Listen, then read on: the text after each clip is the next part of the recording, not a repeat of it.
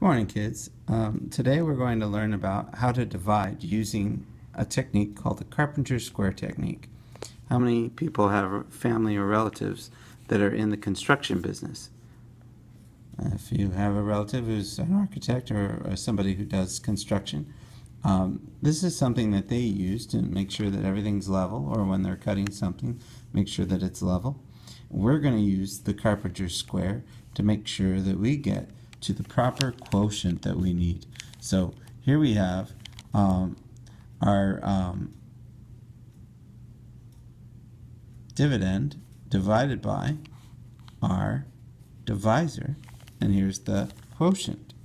Okay, and if you look down right here, there's some other ways to look at it. It's the same problem, just in a different format. And again, the dividend is here, and the divisor is here, and then the answer is there. Okay, and the same thing here. The dividend just goes on the top of a fraction. Remember, you can always write a division as a fraction. And a thought you might want to think about is the fact that every division symbol is in fact a fraction symbol. Okay, that's what this means. It means that I have a numerator on top and a denominator on the bottom. So then this automatically goes there. So that's why you can also represent a division problem as a fraction, but on its side. So if you ever divide using a computer, you just tell the computer to do this. So a computer calculator, just your regular Dell computer or whatever computer you're using, 56, and then once you're in that calculator, you're not going to be able to find a division symbol. You're going to find a forward slash, and then you're going to find a 7. And then when you press your equal or your enter or whatever, it will come up with your answer, whatever that be. Okay, and that's how you would do it. Okay. Okay, and then going here, just a reminder that every time you're doing this, you're actually multiplying, because you're going 7 times blank equals 56. So what is that number? And so we can always just do this on our own and just figure it out. Well, I know my multiplication facts. I don't really need my times tables. So I know my 7s. So then I would have my answer.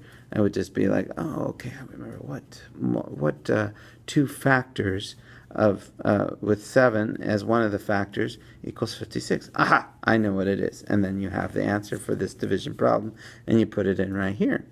Okay, another way to look at it is that because I'm like, wait a minute, I have this 56 here, this here.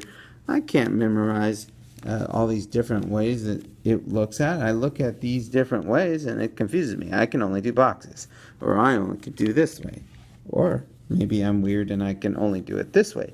Well, guess what? We can think of this in terms of real stuff.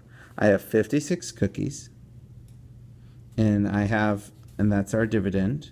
And if we were talking about finances, we'd have a dividend of money that's given to us, and we receive it from the interest that our investment has made, and we have our dividend. Then somebody splits that interest up. Maybe you have to share it with family members, and you share it with 7 people, or you have 56 cookies and you have 7 people, and you want to know how many that is, how many for your total. Okay, we could use a raise to do that, or we could use the Carpenter's method, which we're going to talk about right now. So, as you can see, this is our method. The Carpenter Square technique: draw a line in pencil through the row that has your divisor, but stop at the dividend. Then draw the line upward through the whole column till you reach the last number. That is your quotient or division answer.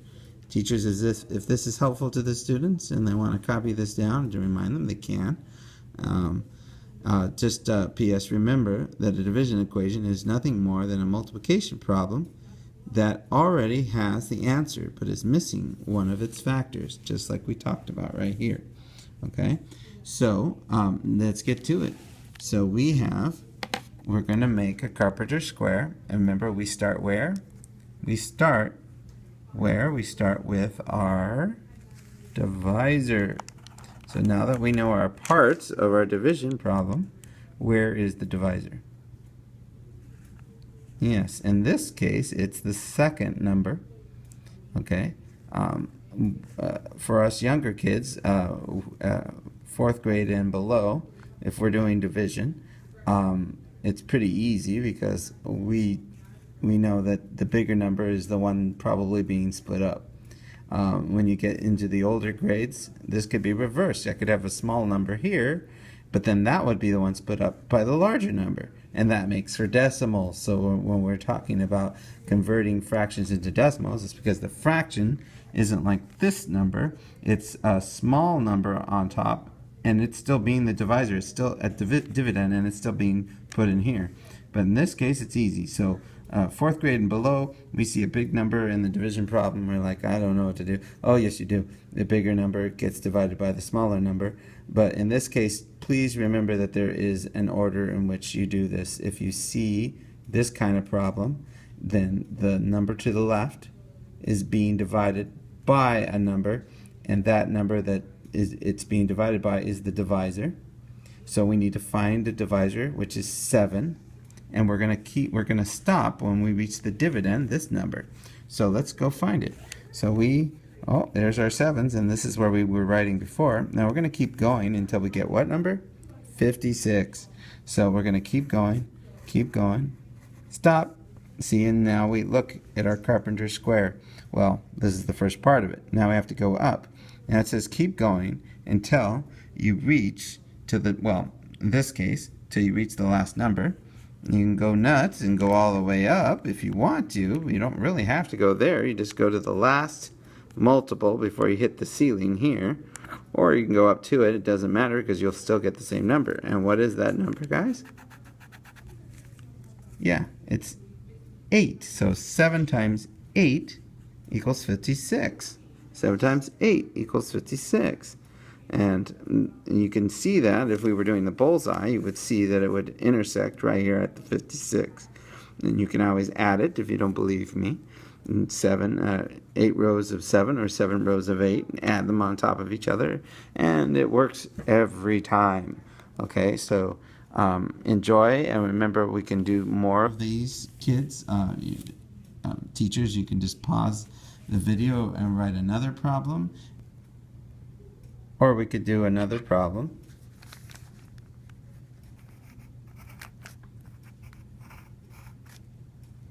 (72) divided by 12. So we need to do the our multiplication, or I'm sorry, our division for this. We need to find the 72. But before we can do that, we need to have the divisor. What is our divisor? Our divisor is 12. So we're going to go to our 12s and go straight to the 72 and then go up. So we can go ahead and let all the kids do that. And what's our answer? We go all the way to 72, go all the way up. Ding ding, it's 6. Okay? And teachers, you can do more problems like this and then just have them practice and go around, make sure they got it. All right, kids, thank you very much for your time, and have a good day.